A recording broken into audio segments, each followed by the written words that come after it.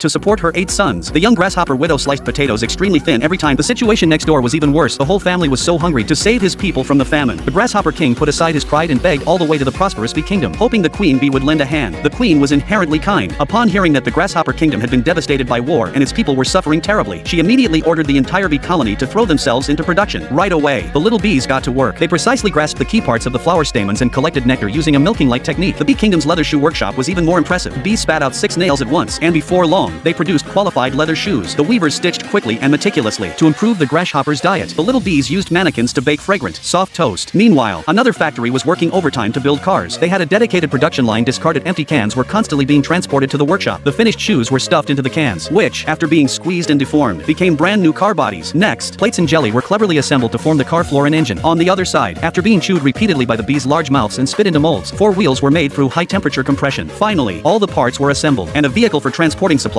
was ready. But the queen bee still felt she hadn't done enough. She immediately ordered the entire bee family to mobilize. An air transport team was dispatched to the beehive to load honey, which was rich in enormous energy, for delivery. Other members flew pen-shaped planes, filled them with honey, and followed closely behind the beehive. Upon entering the grasshopper kingdom, under the queen bee's command, all the pen-shaped planes released the honey, dropping it accurately into the slums along with various relief supplies. The starving grasshoppers were overjoyed and gorged themselves. Those who ate the honey-infused food perked up instantly. Their backs no longer ached. Their legs felt strong, and they were full of energy. The entire grasshopper band regained vitality, spreading joy to every corner of the kingdom.